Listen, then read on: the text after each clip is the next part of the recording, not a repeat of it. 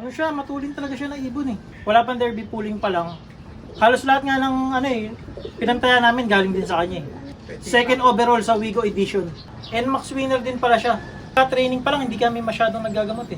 More on natural lang kami. Honeybee, electrolytes, yun lang. Yun ang importante, mas simple, mas maganda.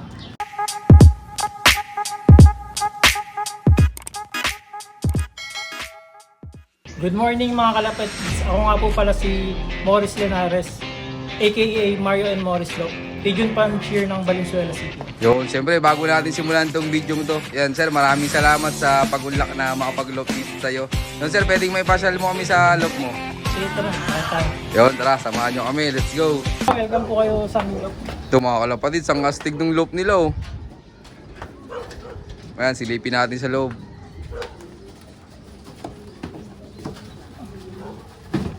Astig dito mga kalapatid, so Ganito lang. ganda ng design.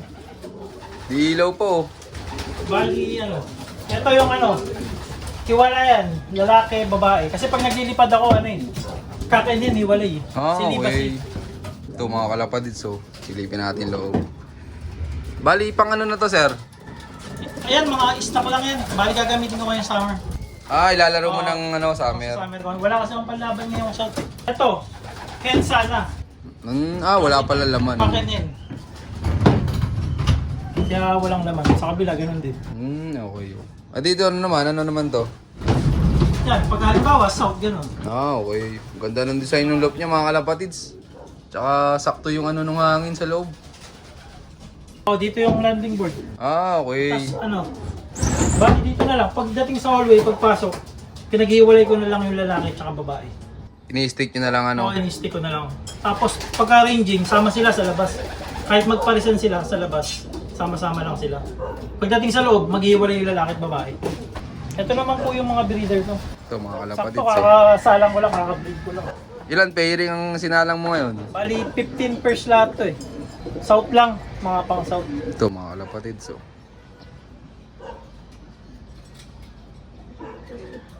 Anong bloodline yung mga pinares mo sir? 70% Joston eh. Kay Jeffrey Francisco. Halos lahat ng ibon ko puro kay Jeffrey Francisco galing. Pero anong madalas na manalo dito na bloodline? Joston. Kahit yung winner ko nung nakaraan eh. Joston din eh, si Samson. Pero ikaw pala sir, anong taon nag-start sa pagkakalawati? Since ano, 2008 nag-iibon na ako eh. Matagal na pala si sir. Kaso lang, ano, pahinto-hinto. Minsan, dire-diretso, tapos biglang ito malilipat sa ibang hobby, gano'n. Tapos 2015, nag-stop na ako. Nag-African bird ako. Tapos, nung nag-pandemic, nagaya mag-ibon yung kumpare ko, yun nga si Jeffrey Francisco. Yun, sabay kami nag-ibon. Kaya, nung namili siya ng ibon, nag-breed siya, binibigyan niya ako ng anak, tag-isa kami lagi. Sa mga nakuha niya, para daw matesting ko, matesting din niya kung sino may mali sa amin dalawa, kaya ibon yung mahina, gano'n. Pero anong taon ka nakatikim ng panalo dito sir? 2021, nung pag-start namin, nagko-complete clacking na rin, super set winner, gano'n. Buoys ano? Oo, kasi matnog lang, hanggang matnog lang ang karera nun, nung nagkakaroon ng ano, di ba? Bird flu, bawal tumawid, hanggang matnog lang. Okay. Yun, may mga complete clacking ako nun. MMFC, WPFC. Kaya lang, inuulit ko eh, sa susunod na taon. Kasi parang hindi ako satisfied eh. Hanggang matnog lang, hindi nakakatawid eh. Tapos yung iba yun, binibreed ko na lang. Tapos nga pala, nung unang start ng BBCM, yung summer race, yung open race nila, doon nanalo yung ibong ko si Stripe, second overall champion. Tapos NMAX winner, 5 laps re-entry, quad core winner, triple crown, double crown, battle crown, tsaka Patibayan partaker. Nandito pa yon. Oh, nandito. Yan, sir pwedeng makita. Nakabreed siya ngayon. Oo, ayos na mga kalapatids. Ginawa na palang breeder ni Sir Morris. Ito nga pala yung father niya. Oh. Sir, magpakilala ka nga po. Ako nga pala si Mario, Mario and Morris Loop. Magkaano kami rito, magkasama sa naglilipad. Yan, good luck sa magpartner. Yan, kayo po nag-aalpas sa umaga sir ano? Oo, palitan kami. Pagka wala siya, ako ako nagpapakain. O kaya ako nagpapaluplay. Kaya pag may laban na natututukan. Maraming salamat sir. Good luck sa inyo sir. Yan, ito yung ibon nila na nanalo mga kalapatids. Ito nga pala si Stripe, yung second overall nung summer race. Ito mga kalapatids. So, anong bloodline nito sir? Bali ang bloodline nito, Koopman Gino Click cross sa Joston. Ayos ito mga kalapatids. Bali related siya kay Denise. Yung first overall ng BBCM North Derby Race. Hmm. Bali pinsan niya. Yung tatay niya, tsaka tatay ni Denise, mag-nestmate, magkapatid. Oo, ayos. Ito mga kalapatid, so, ang kinis. Ginawa ng breeder ni Sir Morris. Oh, So, nakabreed na siya. Testing natin kung ano, nagpo-produce siya. yun. Pero kamusta yan, sir, nung kinakalera mo simula nung first lap derby? Ano siya, matulin talaga siya na ibon eh. Wala pang derby pooling pa lang. Halos lahat nga ng ano eh, pinantaya namin galing din sa kanya eh. Sa pooling pa lang, tinamaan na namin. Tapos ano rin pala siya, third overall din siya sa Pan Race 1, yung sa palaro ni BBCM. Tapos ano, second overall sa Wigo Edition. NMAX winner din pala siya nung matapos yung derby. Tsaka yung ibon na to matulin talaga, every time na may race, lagi siyang mabilis. Ang problema lang, yung trapping niya, nagloloko. Anong lap siya nagloko? Ano, nung sinait, matagal yung inubos niya nung sinait eh. Yung 2 laps bago mag last lap, yun, ayaw niya pumasok, pabalik-balik kasi nga, wala kasi siyang pares, tapos pag pumapasok sa loob, pinuhuli ko, kaya parang nabibigla siya. Nadadala siya, kaya pag in-stick mo, wala, lilipad lang ulit eh. Ah, yun yung naging ano niya kasi lagi na Oo, lagi. nahuhuli kada ting ano. Kasi nakaiklak ako dati, hindi ko naman inuhuli. Nung nag-BBCM ako, nag-Kubo Pro kasi kami, text, kaya inuhuli ko siya lagi sa loob. Tapos, ano siya, leading na rin siya, first overall na ako eh, last lap eh. Gata lang kami no last lap, leading na ako, first overall kami. Problema lang, may nauna nga, nag-second place yung kay Idol T-Max, yun yung nag-first overall. Malaki diferensya, sir. Hindi, konti lang, almost ano lang eh, point 14 lang yata.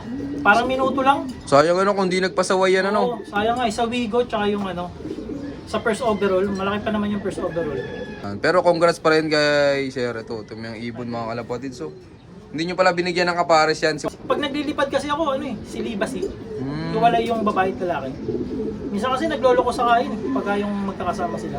Pero Sir Morris, gaano kayo kasaya nung dumating yan nung galing last lap? Ayun, sobrang saya, iba yung pakiramdam eh. Kasi hard race nun. Oo. Hard race yung laban eh, 1,000 plus yung kinarga. Parang nasa 100 lang yung nag-clock. Bali 10 place pa siya nun. Sobrang saya. Hindi mo ano, ayun yung pinakamasayang part eh, yung pag umuwi ibon mo, pag last lap na, tapos live. Tapos leading pa siya. Sabi ko, yun nga, pumasok pa sa overall, second overall. Congrats sa inyo, sir. Winner ko pala si Strike ngayon sa recent winner ko nung eto lang kakatapos na NBR ng BBCM. Kay Samson. 22 overall siya. Ito mga kalapatid. So, winner sa winner. Oh. Abangan natin yung pairing na to. Nung last North lang. Oh, last North. Yung 4,700 birds, 44 lang kaming nagano eh. Super set winner. Congrats sa inyo, Sir Morris. Yan. Kayo pala dito sa loop nyo, sir. Anong diskarte nyo pag derby na? Matako kami sa ano, sa training, sa mid-toss. Nagsiself-toss kami lagi. Para sa amin yun kasi yung pinaka-importante. Pagdating ng ibon, electrolytes lang. Tapos victory pills. Tapos Monday, ano lang, yung apple cider, honey. Ganun lang. Tapos pahinga lang sila. Tapos yung pagkain nila, depurative, sneaky mix, tapos may halong mga flyer na, ganun. Okay dito, sir. Anong mga madalas nyo magamit na supplements pag derby na? Ano lang, yung ano, victory pills, importante. Yun yung lagi namin ginagamit. Kasi pagka-training pa lang, hindi kami masyadong nagagamot eh. More on natural lang kami. Honeybee, electrolytes, yun lang. Pag yung mga training lang, hindi kami nagsusubo kagad ng gamot eh. Nagbibigay lang kami ng oral na subo ng victory kapag yung ano na, mga last 3 training bago mag-derby. Tsaka ko lang tinutulungan ng mga victory, ganun. Tapos sa tubig, yun lang, electrolytes. Simple lang, hindi kami masyadong nagagamot. Yun ang importante, mas simple, mas maganda. Doon. Maraming salamat po, sir. Yan, sir, tingin mo, ano yung pinakang-importante sa pagkakalapati para manalo? Siyempre, importante yung bloodline. Lahat naman, kailangan yun. Parang ayun yung 50% eh, para sa akin eh. Kailangan 50% yung bloodline, tapos yung 40% siguro yung sa system mo na, yung sa alaga, tapos yung 10% luck na lang, yung swerte talaga. Importante lang din, may bloodline ka na matibay na alam mo talaga lalaban hanggang dulo. Maasahan mo, may history ba? Kasi dati nag-start ako yung mga ano-ano lang din eh, yung mga bigay-bigay, yung kung saan galing, wala eh, sayang lang din yung panahon eh. First lap pa lang. Hindi mo alam, minsan sa derby, wala. First lap, second lap, susunod, wala na. Hindi kaya nung may asahan ka talagang bloodline. Alam mo na lalaban ibon mo hanggang dulo. Yun. Maraming salamat, sir. Sir, ano naman mabibigay mong payo sa mga viewers natin niya na hindi pa pinapalad sa karera? Dire-diretso lang, laro lang na laro, subok lang na subok. Huwag matakot sumubok. Sa mga system nyo, adjust lang. sa ibon, try nyo rin, iba ang ibon kung hindi pa kayo nananalo, gano'n. Mamaya, ibon lang yung problema nyo, maganda naman yung system nyo, gano'n.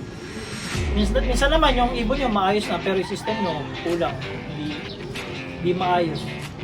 Pero lang, swerte lang din. Panapanahon lang din. Susunod, malay nyo, kayo naman, di ba? Ganun lang naman ang pag-iipon. Hobby lang talaga.